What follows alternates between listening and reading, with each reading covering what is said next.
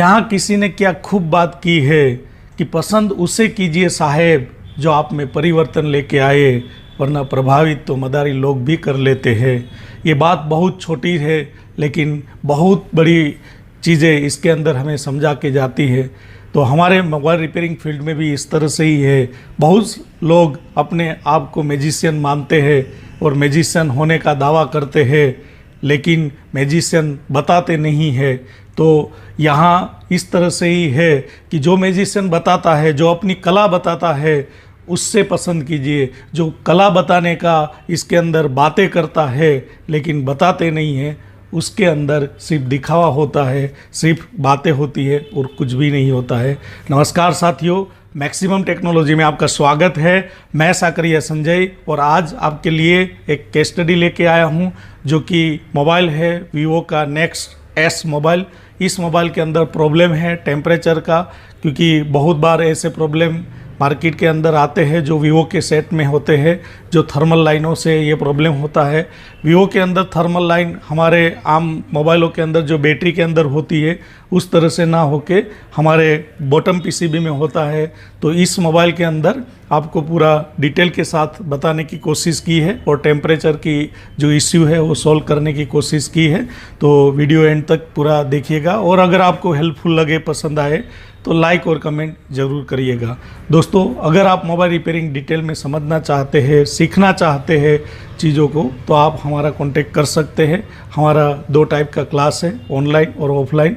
Offline में आपको खाना रहने की भी अच्छे से सुविधा मिल जाएगी और फुल डे क्लास रहेगा।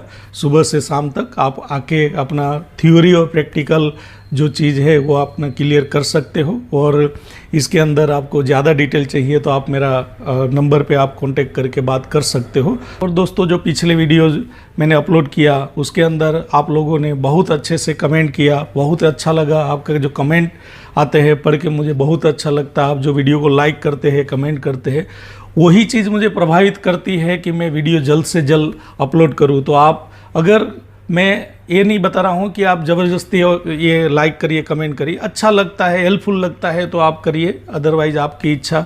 जो कि नहीं करने वाले लोग नहीं करते हैं तो करने वाले लोग क्यों ना करें, क्योंकि इसके अंदर मैं मानता हूँ कि सब ना करें, कोई बात नहीं, लेकिन जो हमें पसंद करते हैं, जो हमारे से कुछ सीखते हैं, वो लोग प्लीज़ करिए थोड़ा, इसके अंदर हमें भी अच्छा लगता है। तो चलिए ज़्यादा बात ना करके इस वीडियो को हम देख लेते हैं।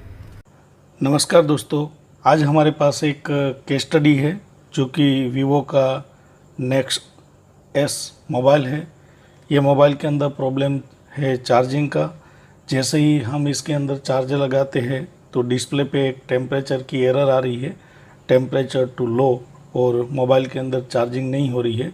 और वैसे तो पूरा मोबाइल अच्छे से चल रहा है, मतलब ऑन हो रहा है, मोबाइल में और कोई दिक्कत नहीं है, बस इसके अंदर चार्जिंग नहीं हो रही है। यानी कि इसके अंदर जब हम चार्जर लगाते हैं तो डिस्प्ले पे टेम्परेचर टू लो करके एक इश्यू आ रहा है और चार्जिंग स्टॉप हो जा रहा है। तो एक बार हम देख लेते हैं कि क्या एरर है और किस कंडीशन में ये एरर आ रही है और यूएसबी टेस्टर के अंदर कितना करंट कंज्यूम कर रहा है। तो चलिए, पहले मैं इस मोबाइल के अंदर चार्जर लगा के आपको बताना चाहूँगा कि इसमें किस तरह से एरर आ रही है। तो इसके लिए सबसे पहले हम अपने यूएसबी चार्जर को ऑन कर लेते हैं, जो कि मैंने कर लिया है। अब हम एक बार इसके अंदर चार्जर प्लगिंग करते हैं। देखिए, मैंने चार्जर प्लगिंग किया है। आप देख सकते हो यूएसबी टेस्टर में 0.2 करंट कंज्यूम कर रहा है और यहाँ चार्जिंग प्लगिंग किया है उसका लोगो भी शो कर रहा है, आप देख सकते हो। और इसके बाद देखिए, अभी ये डिस्प्ले पे एरर आ जा रही है, टेम्परेचर टू लो। फिर से एक बार देख लेते हैं, चार्जर निकाल के फिर से एक बार लगाते हैं। देखिए, ये मैंने चार्जर लगा दी है। यूएसबी टेस्टर में 0.2 करंट कंज्यूम कर रहा है, देखिए। और थोड़ी देर के बाद जैसे ही यह एरर आती है तब यूएसबी टेस्टर में करंट लेना भी 0 हो जाता है। आप देख सकते हो ये एरर है, temperature too low, charging stop. देखिए, ये इस मोबाइल के अंदर एरर आ रही है। और एक बार हम मोबाइल को ऑन करने की कोशिश करते हैं, ऑन करके चेक करते हैं, शायद बैटरी लो होगा, फिर भी एक बार देखते हैं। देखिए मोबाइल ऑन हो रहा है, एक बार मोबाइल को ऑन होने देते हैं।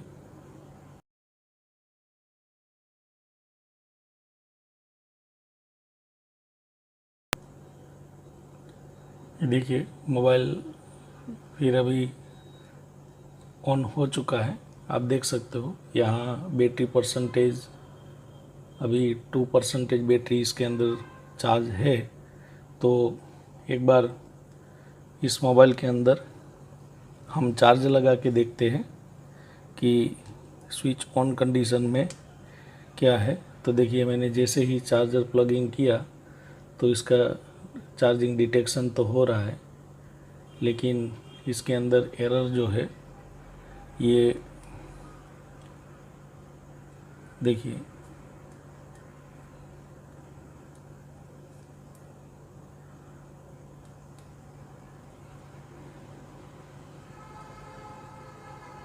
अभी मैंने इसमें चार्जर लगा दी है, current 0.1 milliampere current consume कर रहा है देखिए। और इसके बाद देखिए ये एरर आ रही है, on temperature too low charging stop. देखिए तो इसके अंदर ये स्विच ऑफ ऑन में भी इस तरह से एरर आ रही है और स्विच ऑफ में भी इस तरह से एरर आ रही है। तो इसमें जो प्रॉब्लम है ये हमारे चार्जिंग का इश्यू है इसके अंदर। तो इस तरह से टेम्परेचर की एरर आ रही है। और ये जो मोबाइल है ये वीवो के जितने भी मोबाइल है, ऑलमोस्ट एशियन कंट्री में जितने भी मॉडल लॉन्च हुए हैं उसका स्केमेटिक डायग्राम मिलना मुश्किल है, यानी कि इसका वीवो का ऑलमोस्ट डायग्राम नहीं होता है। तो अगर हमें डायग्राम मिल जाता है तो फॉल्ट फाइंड करना इजी हो जाता है, लेकिन इसका कोई स्केमेटिक नहीं है। तो किस तरह से इस मोबाइल के अंदर ये प्रॉब्लम को हमें सॉल्व करना है, कैसे हमें इसको डायग्नोस करना है, इसके बारे में आज इस वीडियो के अंदर हम पूरी डिटेल के साथ समझने वाले हैं। तो ये मोबाइल में जो प्रॉब्लम है टेम्परेचर का, तो ये टेम्परेचर का जो प्रॉब्लम है ये हमारी थर्मल सर्किट की सेंसिंग की वजह से ये चीज़ें होती है। तो हमारे मोबाइल सर्किट में ये जो वीवो का ये मॉडल है, वीवो का नेक्स एस ये मॉडल है, इसके अंदर किस तरह से टेम्परेचर सेंसिंग सर्किट है, चलिए पहले मैं एक बार इसको ड्रॉ करके पूरा डिटेल में थियोरिकल बेस आपको समझा देता हूँ, उसके बाद इसका टेस्टिंग करते हैं। तो चलिए पहले एक बार इसका थर्मल सेंसिंग सर्किट कैसे है, किस तरह से उसको हमें समझना है, ये पहले समझ लेते हैं।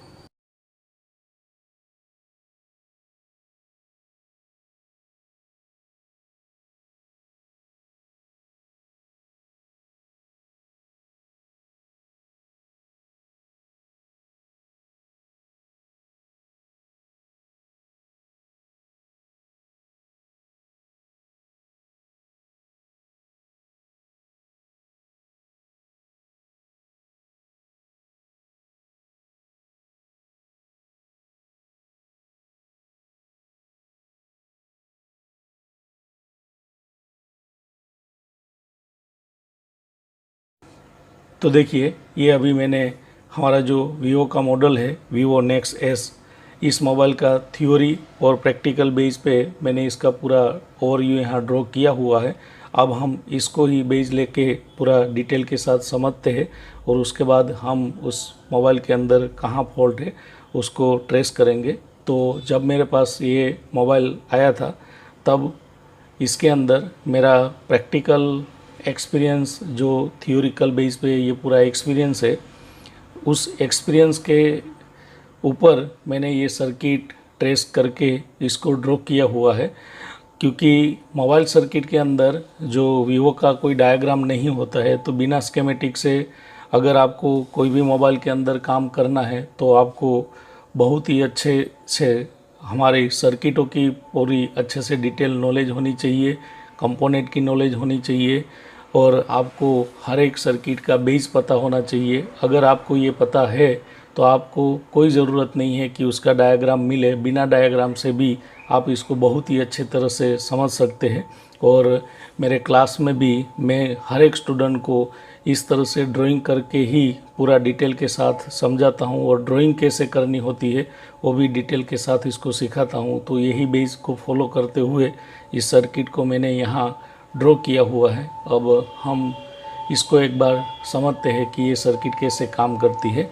तो सबसे पहले इसका थ्योरिकल बेस समझते हैं। तो इसके थ्योरी बेस समझने के लिए सबसे पहले इस मोबाइल में जो थर्मल सेंसिंग के लिए ये आईसी का इस्तेमाल हुआ है PMI 8998, ये आईसी इसमें PMI यानी चार्जर आईसी के तौर पे ये काम कर रही है। तो जब इस आईसी के बारे में आप देखोगे तो इसका 132 नंबर का जो पिन है वो आर बाइसिंग के लिए एक पिन होती है। जब हम चार्जर लगाते हैं तब करीब करीब इस पिन से हमें यहाँ एक वोल्टेज आउटपुट होता है, जो कि ये वोल्टेज इसका 2.8 वोल्टेज यहाँ से आउटपुट होता है जब हम चार्ज लगाते हैं तब। तो आर बाइसिंग का जो पिन है 32 नंबर की पिन है, वहाँ से ये आईसी के अंदर 2 पिन होती है जो कि आर बाइसिंग के लिए होती है, थर्मल के लिए होती है। तो दोनों में से कोई भी एक पिन यूज़ किया जाता है। तो इस बोर्ड में जो यूज़ किया हुआ है 32 नंबर का पिन यूज़ हुआ है। आर बाइसिंग करके थर्मल बाइसिंग वोल्टेज यहाँ से आउटपुट होता है 2.8 वोल्टेज। बाद में उसमें एक रजिस्टर लगाया जाता है 10 किलो ओम्स का, जो कि ये पुल अप करने के लिए है हमारी थर्मल लाइन पे। तो 2.8 वोल्टेज में जब हम 10 किलो ओम्स का रजिस्टर लगाते हैं, बाद में ये 10 किलो के दूसरे साइड ये और एक 10 किलो का रजिस्टर ग्राउंड की ओर होता है, जो कि ये थर्मल रजिस्टर होता है, एनटीसी होता है। ये रजिस्टर एनटीसी होता है, जबकि ये फिक्स रजिस्टर है जो कि कार्बन है, और ये एनटीसी रजिस्टर है। और अगर आप वोल्टेज डिवाइडर सर्किट के बारे में आपको नॉलेज है तो आपको आइडिया ही है कि जब Vin 2.8 वोल्टेज है और R1 भी 10 के है और R2 भी 10 के है, तो हमारा जो VD वोल्टेज यहाँ हमें मिलता है ये करीब करीब इससे हाफ वोल्टेज यहाँ हमें मिलेगा। तो 2.8 का हाफ वोल्टेज यहाँ हमें मिलेगा 1.4 वोल्टेज मिलेगा।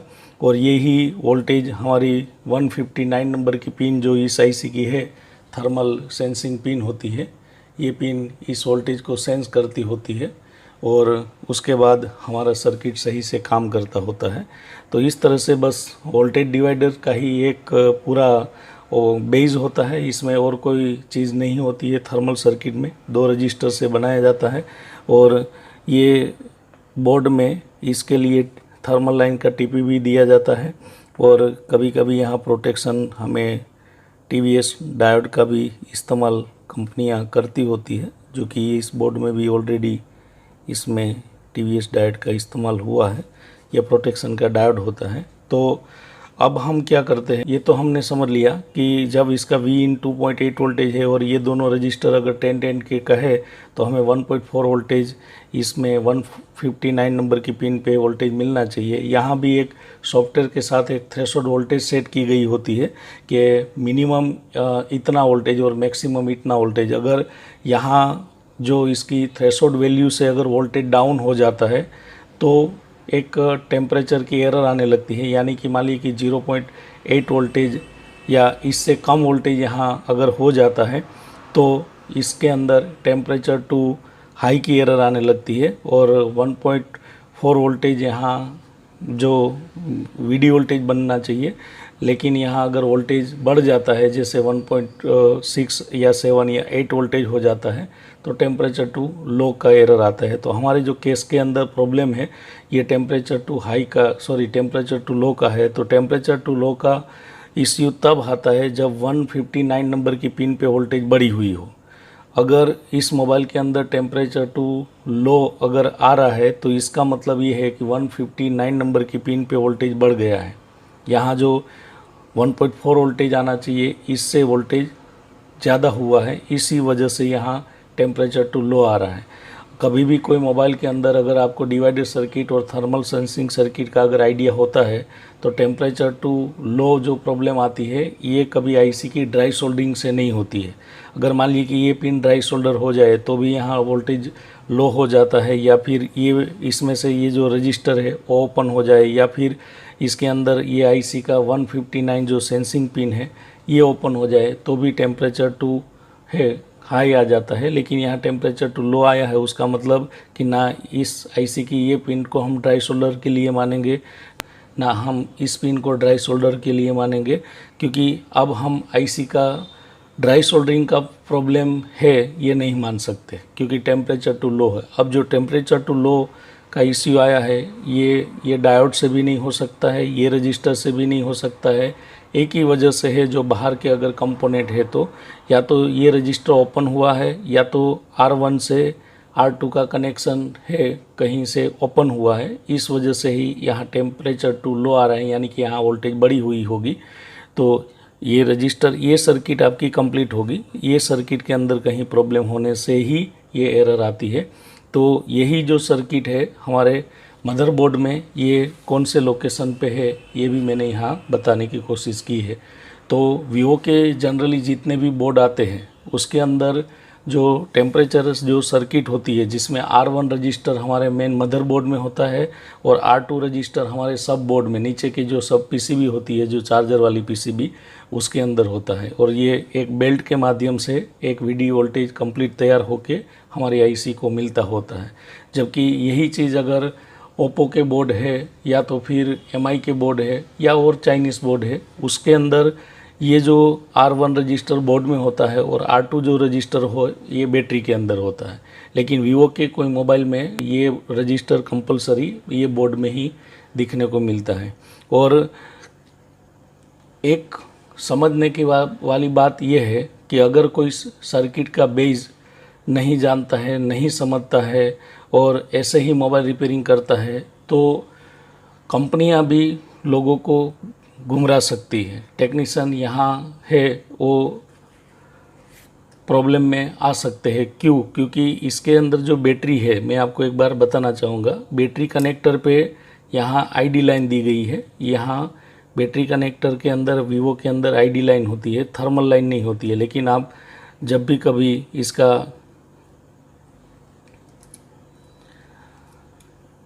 बोर्नियो ओपन करो या बैटरी के अंदर आप देखो तो यहाँ आप देख सकते हो कि इसके अंदर इस बैटरी के अंदर इसने क्या लिखा है। देखिए यहाँ बैटरी के अंदर इसने NTC लिखा है, यानी कि इस कॉन्टेक्ट पे इसका NTC पहले दो कॉन्टेक्ट जो है ये इसका पॉजिटिव है और पॉजिटिव के बगल वाला जो कॉन्टेक्ट है वो NTC यानी कि इसमें थर्मल यहाँ बताया है, जो कि रियल में इसमें यहाँ थर्मल है ही नहीं। रियल में इस बोर्ड में यहाँ थर्मल होता ही नहीं है, लेकिन फिर भी कंपनी ने यहाँ थर्मल लिखा हुआ है। और बोर्नियो भी यही चीज़ कॉपी करता है। अगर बोर्नियो का अंदर आप जो हार्डवेयर सेक्शन देखते हो तो बोर्नियो के हार्डवेयर सेक्शन में भी यही चीज़ बताई गई होती है। लेकिन बोर्नियो के हार्डवेयर सेक्शन में ये मॉडल तो उसमें भी नहीं बताया है, लेकिन अदर दूसरा कोई वीवो का देखोगे तो वीवो के मोबाइल में थर्मल लाइन यहाँ बैटरी में नहीं होती है, लेकिन यहाँ बताया हुआ है। तो कोई टेक्नीशियन अगर देखता है तो यही लाइन को रिपेयर करने की कोशिश करता है, जबकि इसका थर्मल लाइन यहाँ होता ही नहीं है। देखिए मैं यहाँ जो ड्राइंग किया है उसमें एक बार आपको पूरा समझा देता हूँ कि इसका ये लाइन कहाँ होता है। देखिए ये जो कंपोनेंट है जिसमें ये आईसी है हमारी PMI 8998 जो आईसी है वो यहाँ है, यानी कि इस बोर्ड के अंदर वो आईसी इधर है, ये जगह है। उसके बाद इसके अंदर हमारा जो सेंसिंग के रजिस्टर जो है उसका 10 किलो ओम्स का जो रजिस्टर है R1 रजिस्टर, ये जो रजिस्टर है इस बोर्ड के अंदर यहाँ बताया गया है। मैंने यहाँ ड्रॉ किया है जो कि ये आईसी के ऊपर है, ये प्लेट के नीचे है ये। उसके बाद इसके अंदर ये जो बॉटम कनेक्टर का बेल्ट है, यानी कि ये कनेक्टर, इस कनेक्टर की इस साइड से अगर हम काउंट करें तो इसकी 7 नंबर की जो पिन है ये पिन से इसको कनेक्ट किया गया है। तो ये ऊपर से 7 नंबर की पिन 1 2 3 इस तरह से आप अगर काउंट करोगे तो यहाँ जो 7 नंबर का पिन इधर आएगा सॉरी 6 नंबर का पिन, 1 2 3 4 5 6 करके एक पिन होगा, 6 नंबर की पिन पे इस लाइन को कनेक्ट किया हुआ है यहाँ ऊपर से। और एक यहाँ टीपी भी दिया हुआ है, जो कि ये टीपी आपको यहाँ मिलेगा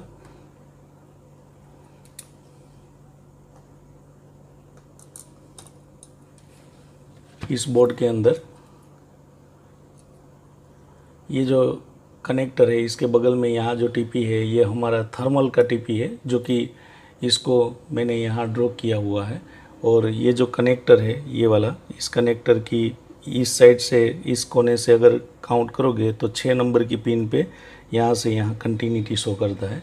बाद में ये बेल्ट लगते हुए ये फिर बॉटम सेक्शन में आ जाता है, और बॉटम सेक्शन में भी इस साइड से अगर 6 नंबर काउंट करोगे तो ये लाइन यहाँ से एक 10 किलो ओम्स के रजिस्टर जो बोर्ड में थर्मल लगाया हुआ है वो एनटीसी इधर है, यानी कि R1 रजिस्टर इधर है पावर आईसी के बगल में, और R2 रजिस्टर इधर है, और ये बेल्ट के माध्यम से ये यहाँ कनेक्ट होता है।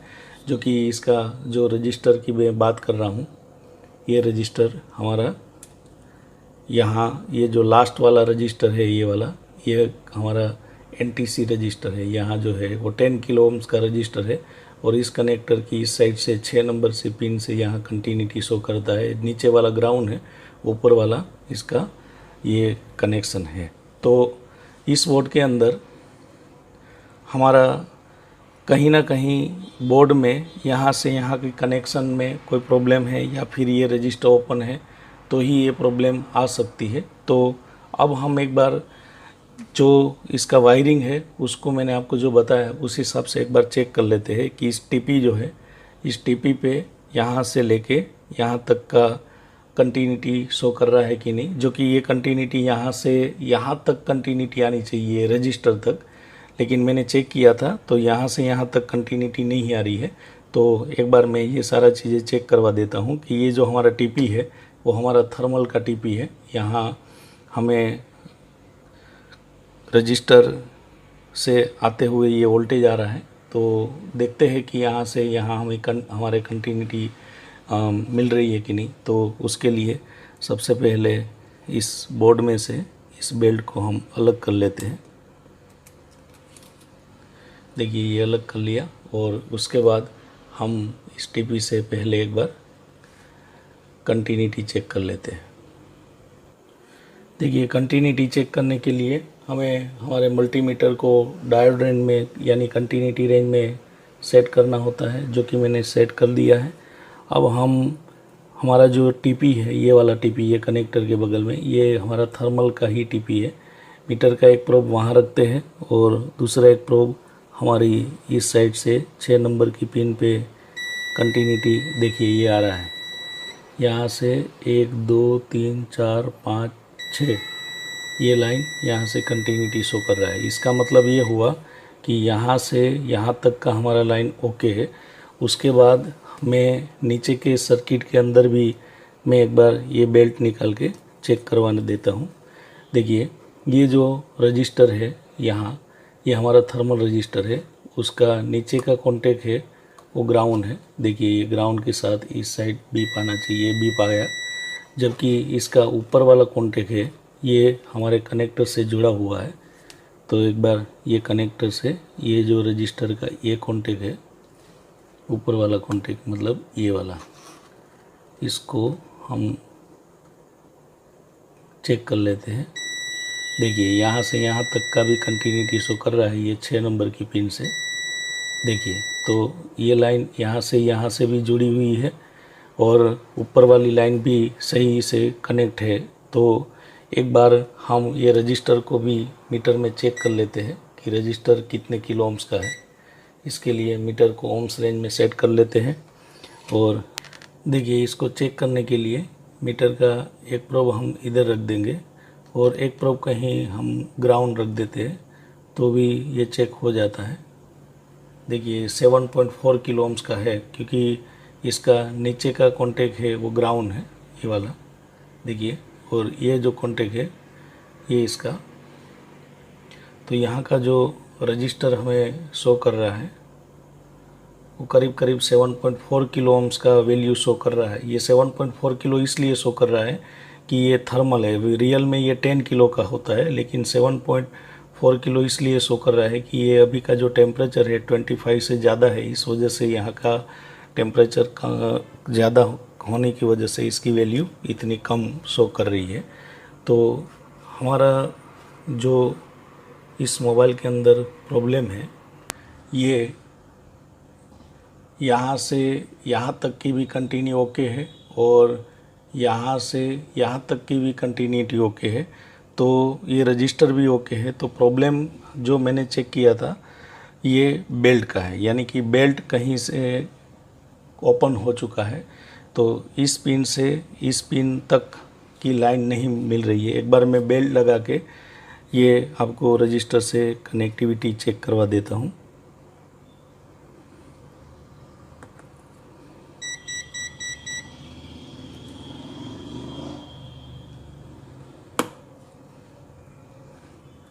ये देखिए मैंने अभी इसके अंदर बेल्ट लगा दिया है।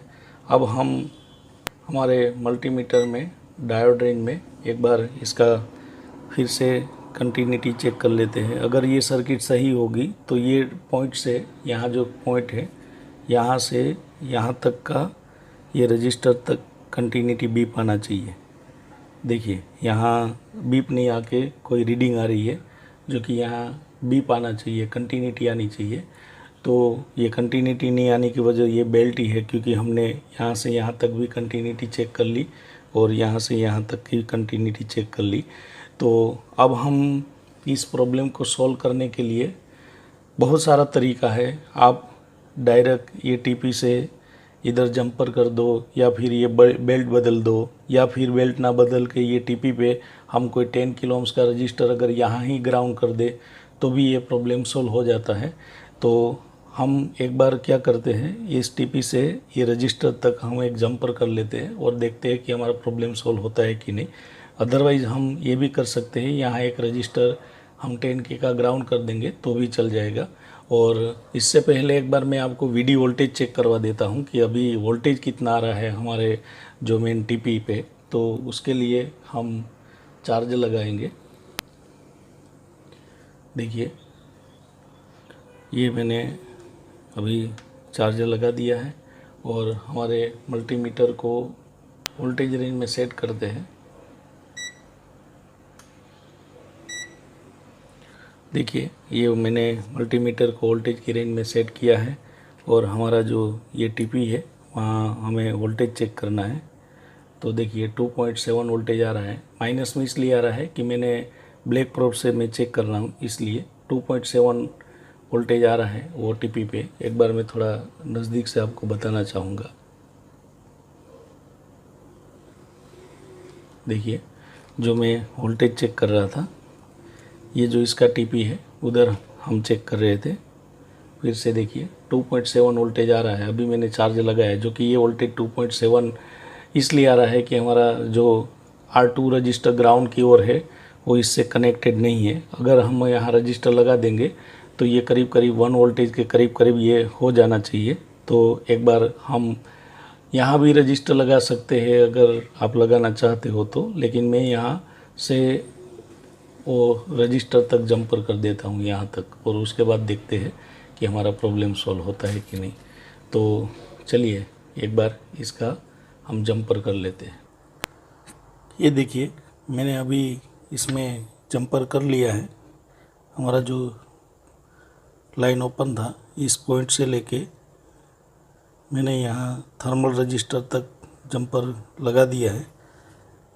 अब हम एक बार देखते हैं कि हमारा जो प्रॉब्लम था क्या वो सॉल्व हुआ है कि नहीं। इसके लिए हम इस मोबाइल के अंदर चार्जर प्लगिंग करते हैं। देखिए ये मैंने चार्जर प्लगिंग किया, ये चार्जिंग का लोगो आया और USB टेस्टर में आप देख सकते हो यहाँ 1 एम्पियर से ऊपर करंट कंज्यूम करने लगा है और 9 वोल्टेज के साथ, यानी कि हमारा चार्जिंग का जो प्रॉब्लम है वो सॉल्व हो चुका है। और देखिए यहाँ बैटरी का लोगो भी आ गया। पहले यहाँ टेम्परेचर का इश्यू आ रहा था, अब इसके अंदर ये बैटरी का सिंबल आ गया। तो हमारा ये जो प्रॉब्लम है वो सॉल्व हो चुका है। मैं एक बार आपको यहाँ हमारी जो थर्मल वोल्टेज है वो चेक करके बताना चाहूँगा। पहले हमें यहाँ 2.7 करीब करीब ये वोल्टेज आ रहा था, तो अभी यहाँ कितना वोल्टेज हमें मिल रहा है, जो कि ये 1 वोल्टेज के करीब करीब हो जाना चाहिए। तो उसके लिए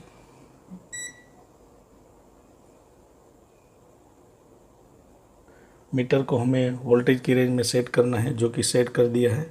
और हम ये जो हमारा टीपी है वहाँ वोल्टेज चेक कर लेते हैं। देखिए इधर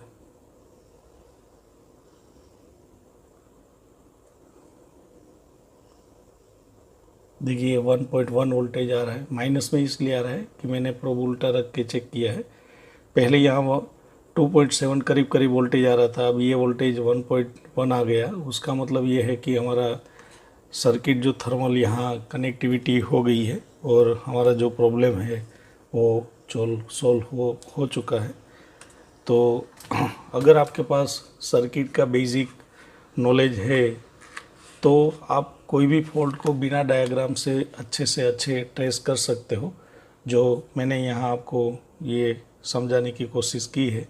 अगर आपको तो दोस्तों, अगर ये फॉल्ट के माध्यम से अगर आपको कुछ सीखने को मिला, कुछ बेस मिला, तो आप वीडियो को लाइक कर सकते हो, हमारी चैनल को सब्सक्राइब कर सकते हो। इस वीडियो में बस इतना ही। मिलते हैं हमारे नेक्स्ट वीडियो में, तब तक के लिए थैंक यू, धन्यवाद, जय हिंद, वंदे मातरम।